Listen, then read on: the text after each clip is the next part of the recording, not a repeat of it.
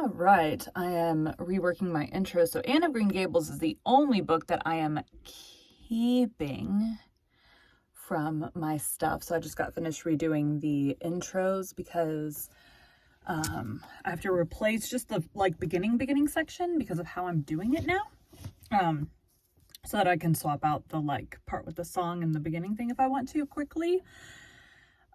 Which unfortunately takes a little bit of time because I have to go in and basically delete that from the file and then redo it, but it's fine. It won't take me that long, hopefully. Anyway, so that is what I am doing. So I just got the new, very small, where it's just like, hey, this is what we're reading, and thanks for reading this with us today. So the beginning and the end, very short, 2-sentence portions got redone. All right, we're doing chapter 3 of Frankenstein. Today we'll be continuing Frankenstein by Mary Shelley. Okay. Pages. Go. This needs to be deleted. Dropbox. What do I got in Dropbox? October 1st. Share. Export. Save. So today I'm doing 2 chapters of Frankenstein, the Mary Shelley biography stuff for behind the story, and then I have some audiobooks I need to edit, and I'm going to start recording the redo of Emma. Today I'm going to work backwards so that it's not bad audio, but not as good audio followed by better audio, rather than really good at the beginning and then it gets weird for a while and then it gets really good again. So I'm working backwards. I'm basically redoing Emma, which is what I just did before the Anne books, which is fine. It is what it is. Anyways, we're doing chapters 3 and 4 of Frankenstein. Get a drink real quick.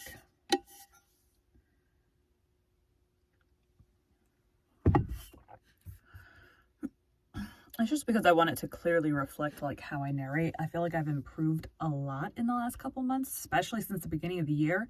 For some reason, I would always rush through the podcasts in the morning. I know I talk fast, but I would rush through the podcasts in the morning, and then my actual audiobooks would be slowed down and sound good. Now, Anne is a little bit fast just because of who she is and her personality and all of that. But typically I don't talk this fast while I'm narrating unless the personality of the character calls for it. Ellie. Chapter 3. When I had attained the age of 17, my parents resolved that I should become a student at the University of Ingolstadt. I had hitherto attended the schools of Geneva, but my father thought it necessary for the completion of my education that I should be made acquainted with other customs than those of my native country. My departure was therefore fixed at an early date, but before the day resolved upon could arrive, the first misfortune of my life occurred, an omen, as it were, of my future misery. Elizabeth had caught the scarlet fever. Her illness was severe, and she was in the greatest danger. During her illness, many arguments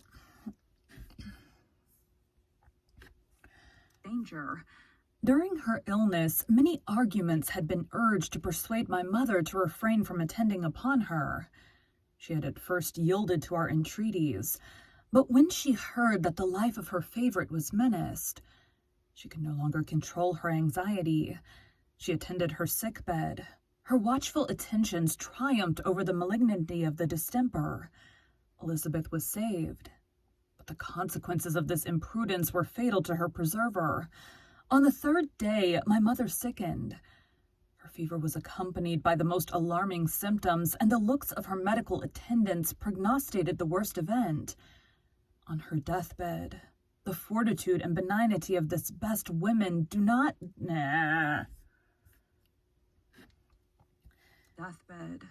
The fortitude and benignity of this best of women did not desert her. She joined the hands of Elizabeth and myself. My children, she said, my firmest hopes of future happiness were placed on the prospect of your union. This expectation will now be the consolation of your father.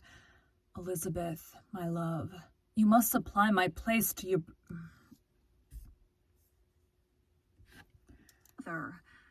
Elizabeth, my love, you must supply my place to my younger children. Alas, I regret that I am taken from you, and happy and beloved as I have been. It is not hard to quit you all. Is it not hard to quit you all? Then, is it not hard to quit you all? But these are not thoughts befitting me. I will endeavor to resign myself cheerfully to death, and will indulge a hope of meeting you in another world. She died calmly, and her countenance expressed affection even in death. I need not describe the feelings of those whose dearest ties are rent by that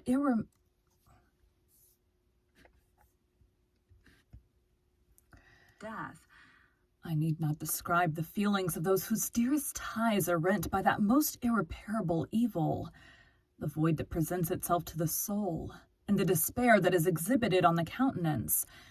It is so long before the mind can persuade itself that she whom we saw every day, and whose very existence appeared a part of our own, can have departed forever, that the brightness of a beloved eye can have been extinguished, and the sound of a voice so familiar and dear to the ear can be hushed, never more to be heard. These are the reflections of the first days. But when the lapse of time proves the reality of the evil, then the actual bitterness of grief commences. Yet from whom has not that rude hand rent away some dear connection? And why should I describe a sorrow which all have felt and must feel? A time at length arrives when grief is rather an indulgence than a necessity, and the smile that plays upon the lips, although it may be deemed a sacrilege, is not banished. My mother was dead, but we had still duties which we ought to perform. We must continue our course with the rest and learn to think ourselves fortunate, whilst one remains whom the spoiler has not seized. My departure for Ingolstadt, which had been deferred by these events, was now again determined upon. I obtained from my father a respite of some weeks. I obtained from my father a respite of some weeks. It appeared to me sacrilege so soon to leave the repose, akin to death, of the house of mourning, and to rush into the thick of life. I was new to sorrow, but it did not the less alarm me. I was unwilling to quit the sight of those that remained in me, and above all, I desired to see my sweet Elizabeth in some degree consoled. She indeed veiled her grief and strove to act the comforter to us all.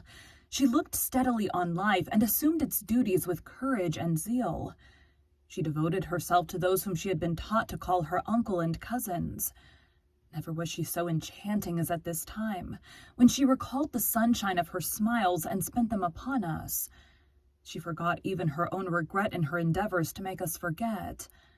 The day of my departure at length arrived. Clerval spent the last evening with us. He had endeavored to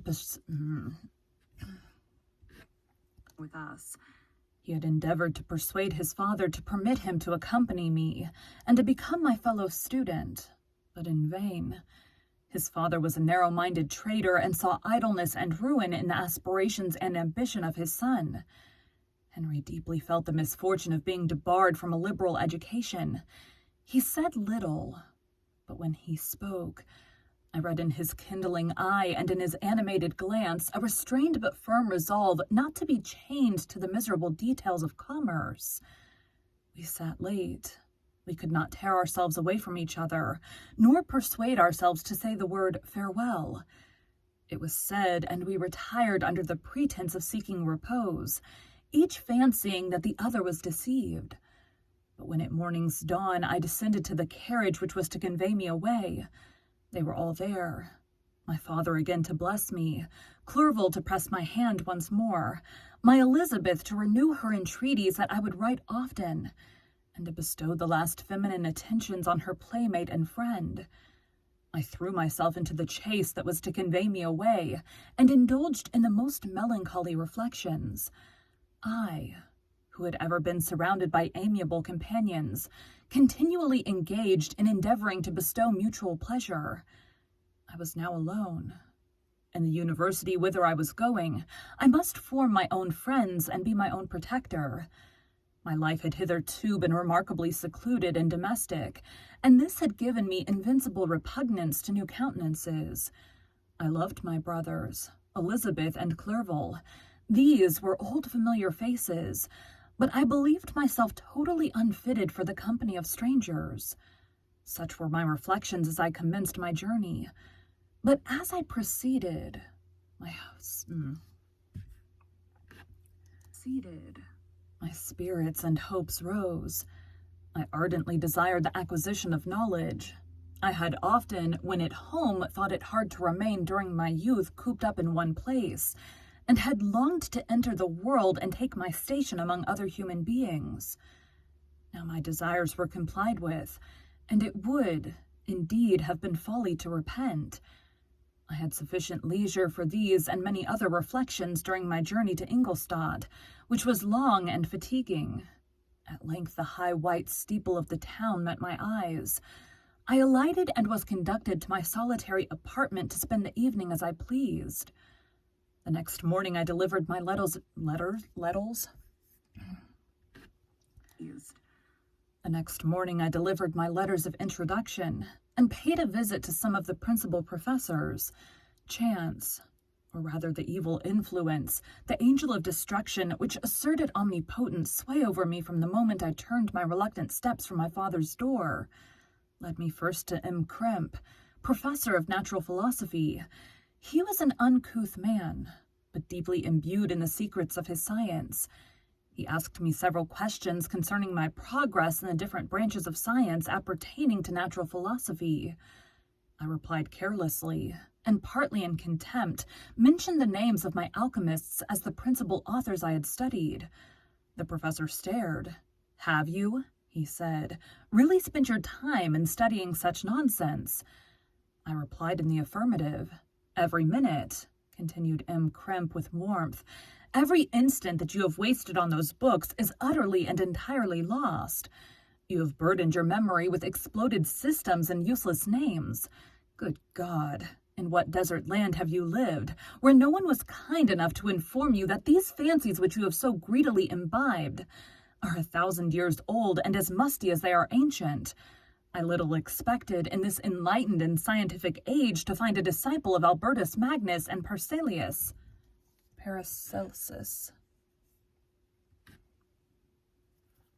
Ancient. I little expected in this enlightened and scientific age to find a disciple of Albertus Magnus and Paracelsus. Ancient. I little expected in this enlightened and scientific age to find a disciple of Albertus Magnus and Paracelsus. My dear sir, you must begin your studies entirely anew. So saying, he stepped aside and wrote down a list of several books treating of natural philosophy, which he desired me to procure, and dismissed me after mentioning that in the beginning of the following week he intended to commence a course of lectures upon natural philosophy and its general relations, and that M. Waldman, a fellow professor, would lecture upon chemistry the alternate days that he omitted. I returned home not disappointed, for I have said that I had long considered those authors useless whom the professor reprobated, but I returned not at all the more inclined to recur to these studies in any shape. M. Kremp was a little squat man with a gruff voice and a repulsive countenance. The teacher, therefore, did not prepossess me in favor of his pursuits. In rather a too philosophical and connected a strain, perhaps I had given an account of the conclusions. Oh, dang it, my bangs are poking me in the eye. Strain. Perhaps, strain, find it and then hit it, go. Strain. Perhaps I had given an account of the conclusions I had come to concerning them in my early years. As a child, I had not been content with the results promised by the modern professors of natural science, with a confusion of ideas only to be accounted for by my extreme youth, and my want of a guide on such matters.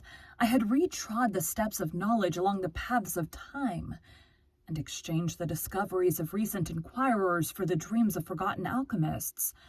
Besides, I had a contempt for the uses of modern natural philosophy. It was very different when the masters of the science sought immortality and power. Such views, although feudal, were grand, but now the scene was changed. The ambition of the inquirer seemed to limit itself to the annihilation of those visions on which my interest in science was chiefly founded. I was required to exchange chimeras of boundless grandeur for realities of little worth. Such were my reflections during the first 2 or 3 days of my residence at Ingolstadt, which were chiefly spent in becoming acquainted with the localities and the principal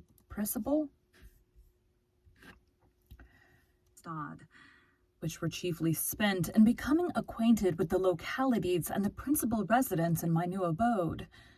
But as the ensuing week commenced, I thought of the information which M. Krimp had given me concerning the lectures, and although I could not consent to go and hear that little conceited fellow deliver sentences out of a pulpit, I recollected what he had said of M. Waldman, whom I had never seen, as he had hitherto been out of town.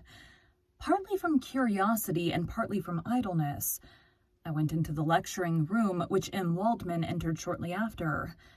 This professor was very unlike his colleague. He appeared about 50 years of age, but with an aspect expressive of the greatest benevolence. A few gray hairs covered his temples, but those at the back of his head were nearly black. His person was short but remarkably erect, and his voice was the sweetest I had ever heard. He began his lecture by a recapitulation.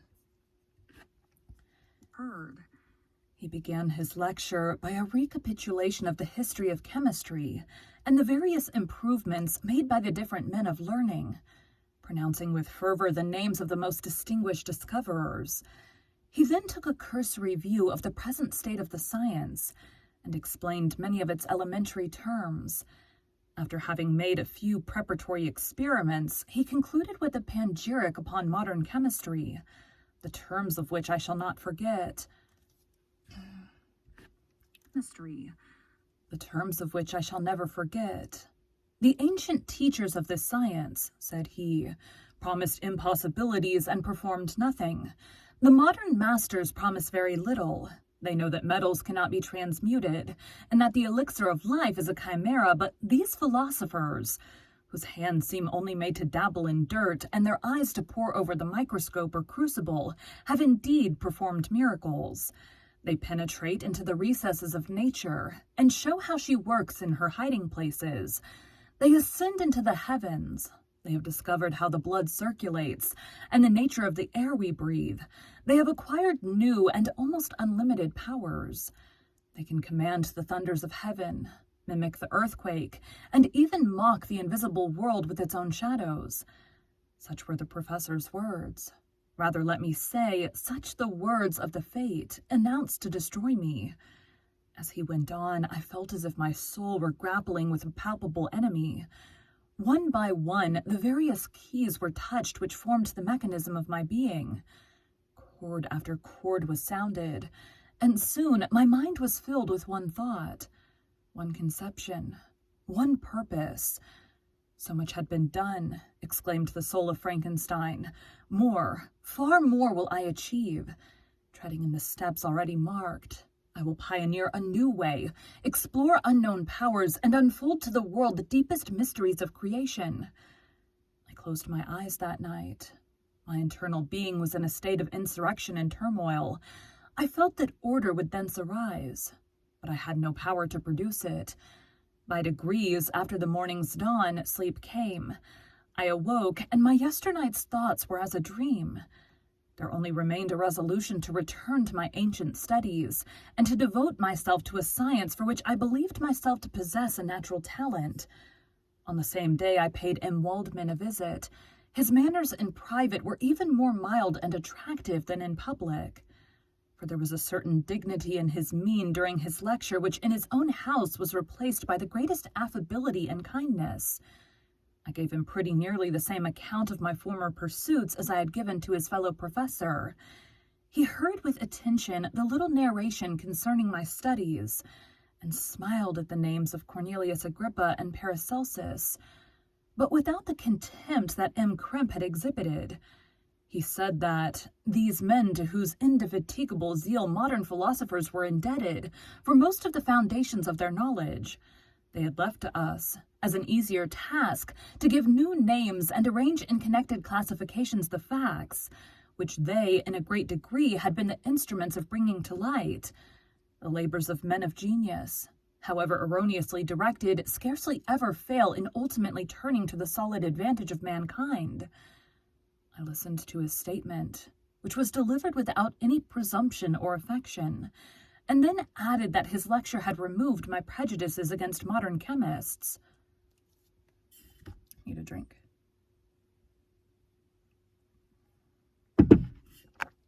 Chemists. I expressed myself in measured terms, with the modesty and deference due from a youth to his instructor, without letting escape. An experience in life would have made me ashamed. Any of the enthusiasm which stimulated my intended labors. Stimulated.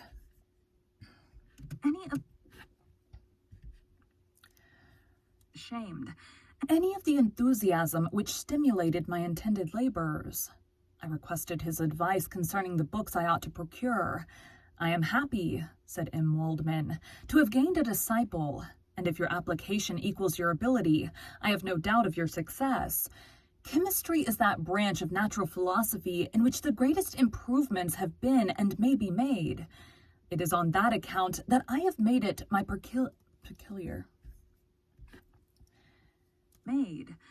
It is on that account that I have made it my peculiar study, but at the same time I have not neglected the other branches of science. A man would make but a very sorry chemist if he attended to that department of human knowledge alone. If your wish is to become really a man of science, and not merely a petty experimentalist, I should advise you to apply to every branch of natural philosophy, including mathematics. He then took me into his laboratory and explained to me the uses of his various machines, instructing me as to what I ought to procure and promising me the use of his own, when I should have advanced far enough in the science not to derange their mechanism. He also gave me the list of books which I had requested, and I took my leave. Thus ended a day memorable to me. It decided my future destiny. That's the end of that chapter.